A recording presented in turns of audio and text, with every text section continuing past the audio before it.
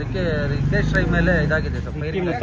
ನನಗೆ ಗೊತ್ತಾಗಿದೆ, ವಿಷಯ ಗೊತ್ತಾಗಿದೆ, ಡೀಟೇಲ್ಸ್ ಕೇಳಿದ್ದೇನೆ. ರಾತ್ರಿ ಸುಮಾರು 1:30-2 ಗಂಟೆ ಸಮಯದಲ್ಲಿ ಆಗಿದೆ ಅಂತ ಹೇಳಿದರು. ಅದರದ್ದು ಡೀಟೇಲ್ಸ್ ಕೇಳಿದ್ದೇನೆ, ಬಂದ ಮೇಲೆ ನಾನು ಶೇರ್ ಮಾಡಿ. ಯಾರು ಏನು ಅಂತ ಪ್ರಾಥಮಿಕವಾಗಿ ಏನಾದ್ರು ಕೊಟ್ಟರೆ ಏನು ಗೊತ್ತಿಲ್ಲ. ಫೈರ್ ಆಗಿರೋದು ಗೊತ್ತು, ಇಂಥವ್ರ ಮೇಲೆ ಫೈರ್ ಆಗಿದೆ, ಅವ್ರನ್ನ ಮಣಿಪಾಲ್ ಆಸ್ಪತ್ರೆಯಲ್ಲಿ ಅಡ್ಮಿಟ್ ಮಾಡಿದ್ದಾರೆ ಅಂತ ಹೇಳಿ. ಔಟ್ ಆಫ್ ಡೇಂಜರ್ ಹೇಗಿದೆ? ಔಟ್ ಆಫ್ ಡೇಂಜರ್ ಅಂತ ಹೇಳಿದ್ದಾರೆ. ಸೊ ಫರ್ದರ್ ಡೀಟೇಲ್ಸನ್ನು ಕೇಳಿದ್ದೇನೆ. ಅವರು ಈಗಾಗಲೇ ಅಲ್ಲಿ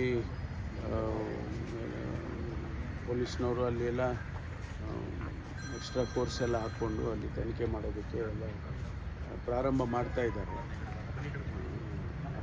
ಅದು ಬಂದ ಮೇಲೆ ವಿಚಾರ ಬಂದ ಮೇಲೆ ಹೇಳ್ತಾರೆ.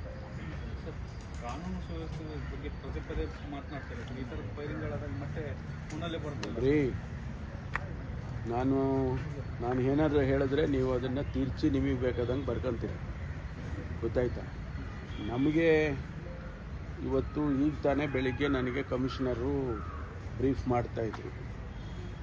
ಎಲ್ಲ ಪ್ಯಾರಾಮೀಟರ್ಸ್ ಏನಿದೆ ಅದೆಲ್ಲ ಕಡಿಮೆ ಆಗಿದೆ. ಕಳೆದ ವರ್ಷಕ್ಕೆ ಹೋಲಿಕೆ ಮಾಡಿದರೆ ಎಲ್ಲ ಕಡಿಮೆ ಆಗಿದೆ, ಇನ್ಕ್ಲೂಡಿಂಗ್ ಸೈಬರ್ ಕೇಸಸ್ಸು ಕೂಡ ಕಡಿಮೆ ಆಗಿದೆ.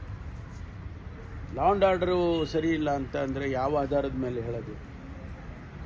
ಅದನ್ನು ಹೇಳೋರು ಕೂಡ ಯೋಚನೆ ಮಾಡಿ ಹೇಳಬೇಕು.